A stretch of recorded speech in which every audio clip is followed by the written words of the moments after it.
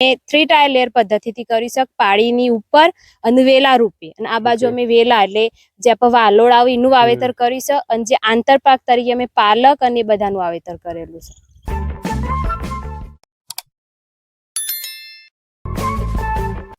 નમસ્કાર ખેડૂત મિત્રો, આજે આપણે એવા પ્રગતિશીલ ખેડૂતની મુલાકાતે આવ્યા છીએ કે જ્યાં બે બહેનો પ્રાકૃતિક ખેતી કરી રહી છે।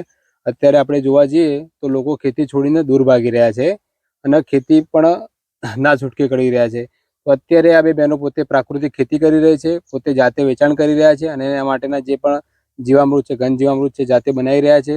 તો આજની કૃષિ માહિતીમાં એ લોકો કઈ રીતે બનાવે છે, એમની આ જર્નીમાં કયા કયા પ્રશ્નો આવ્યા, અત્યારે કયા પ્રશ્નો આવી રહ્યા છે તેના વિશે વિગતવાર ચર્ચા કરીશું। તો તમે આજની કૃષિ માહિતીમાં છેલ્લે સુધી જોડાયા રહેજો। જો તમને કોઈ પણ પ્રશ્ન હોય તો કોમેન્ટ કરીને અવશ્ય જણાવજો। તો પહેલા આપણે સૌપ્રથમ એમનો પરિચય લઈએ। તમારો પરિચય આપો। અમારું નામ ઠાકોર જિંદલબેન રંગુસી અને અમારી બેન છે કે જેનું નામ ઠાકોર રિંકુબેન પરથીજી અને અમારું ગામ કઈપુર, તાલુકો વડનગર અને જિલ્લો મહેસાણા। ઓકે, તો બેન આ તમે કેટલા સમયથી પ્રાકૃતિક ખેતી કરી રહ્યા છો? અમારે 6 મહિના થઈ ગયા। 6 મહિના અમે સ્ટાર્ટ કર્યું હતું। અમારે હાલ ખેતી કરે 6 મહિના થઈ ગયા છે। ઓકે, અને આ પ્રાકૃતિક ખેતી કરવાનો વિચાર ક્યાંથી આવ્યો? તો હાલ આપણે જોવા જઈએ તો હાલમાં કેન્સર જેવા રોગો વધી ગયા છે અને ઘરે ઘરે એની તકલીફો છે કે જેથી અમે વિચાર એવો આવ્યો કે આપણે પણ પ્રાકૃતિક ખેતી કરીએ અને ઓર્ગેનિક રીતે કરીએ કે જેથી આવા રોગોથી બચી શકાય, કે જેથી આપણે પણ ઝેરમુક્ત ખાઈએ અને બીજા લોકોને પણ ઝેરમુક્ત એવું ખવડાવીએ કે જેથી રોગો ઓછા થાય, રોગો નિયંત્રણમાં લાવી શકાય। ઓકે, બરાબર। તો તમે આ કેટલા વિસ્તારમાં પ્રાકૃતિક ખેતી કરી રહ્યા છો અત્યારે? અમારા હાલ આ અડધા વીઘામાં અમે કરી છે। અડધા વીઘામાં પ્રાકૃતિક ખેતી કરી રહ્યા છો અને કયા કયા પાકો વાવી રહ્યા છો? તો અમારે ટામેટી, મરચા, ડેટાસ, પછી પાલક વાયો છે અને પેલી બાજુ અમે ભટા અને તાંદરજો, લસણ અને પેલું મેથી અને એની સાથે ધાણા એ બાજુ કરીશું। એટલે અમે 3 ટાયર લેયર પદ્ધતિથી કરીશું પાડીની ઉપર અને વેલા રૂપે અને આ બાજુ અમે વેલા એટલે જે આપણે વાલોડ આવે એનું વાવેતર કરીશું અને જે આંતરપાક તરીકે અમે પાલક અને બધાનું વાવેતર કરેલું છે। ઓકે, એટલે શિયાળુ સિઝનના લગભગ બધા પાકોનું વાવેતર કરી દીધું છે। હા, ઓકે, તો અત્યારે તમારામાં રોગ જીવાતના પ્રશ્નો આવે છે તેના માટે શું કરો તમે? હાલ અમારા નિંદામણના વધારે પ્રશ્નો આવશે એટલે અમે જે નવી હવે ખેતી કરશું એ ખેતીમાં અમે ટપક દ્વારા કરશું કે જેથી નિંદામણ ઓછું થઈ જાય અને આપણો ખર્ચ પણ એવો ઘટી જાય નિંદામણ। બરાબર।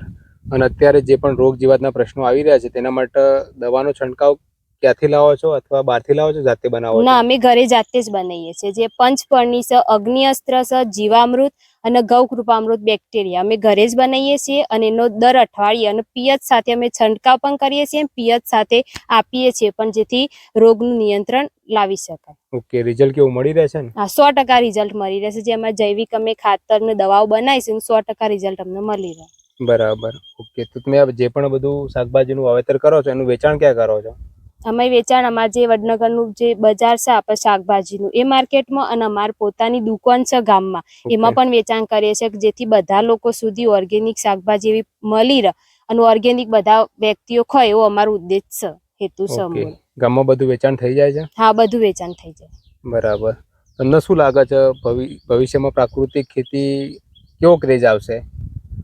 હાલ તો મને એવું લાગે છે કે જે ત્યાં રોગો વધી રહ્યા છે એ પ્રમાણે તો ભવિષ્યમાં આની માંગ પણ સારી રહેશે અને બધા જે ખેડૂતો રહ્યા પ્રાકૃતિક અને ઓર્ગેનિક ખેતી તરફ વળશે। ઓકે, બરાબર। તો ખેડૂત મિત્રો, આ વાત થઈ કે જે બે બહેનો દ્વારા જે પ્રાકૃતિક ખેતી કરી રહ્યા છે તેના વિશેની વિગતવાર ચર્ચા। અત્યારે જોવા જઈએ તો અત્યારનું યંગ જનરેશન કે જે મોબાઈલમાં એટલું બિઝી છે કે એને બહારની દુનિયા દેખાતી જ નથી અને અથવા તો કોઈ પણ બીજા કામમાં વ્યસ્ત હોય છે। અત્યારે ખેડૂતો પોતાની ખેતી છોડી રહ્યા છે। તો આ રીતે પોતાની તમારી જોડે જે પણ 4-5 વીઘા જમીન હોય તો તમે આ રીતે પ્રાકૃતિક મોડલ ઊભું કરી શકો છો અને જાતે તમે એને જે પણ શાકભાજીનું પેદાશ થાય તે તમે તમારા તાલુકા પ્લેસમાં સારામાં સારી રીતે વેચાણ કરી શકો છો। ભાવ પણ સારા મળી રહે છે। તાલુકા પ્લેસે ખાવાવાળો વર્ગ પણ સારો છે પણ કોઈ સારું ખવડાવવાળા લોકો નથી। એટલે તમે આ ઝેરમુક્ત ખેતી કરો અને સારું ત્યાં કોઈ પણ વસ્તુ ત્યાં તાલુકા પ્લેસ સુધી પહોંચાડો અને ખેડૂતોને સારું ખવડાવો। તમારે કોઈ ખેડૂતોને સંદેશ આપવો છે? તો ખેડૂતોને મારે એટલો જ સંદેશ આપવો છે, ખેડૂત મિત્રો, આવી ઓર્ગેનિક અને પ્રાકૃતિક ખેતી તમારે કરવી જ જુઓ।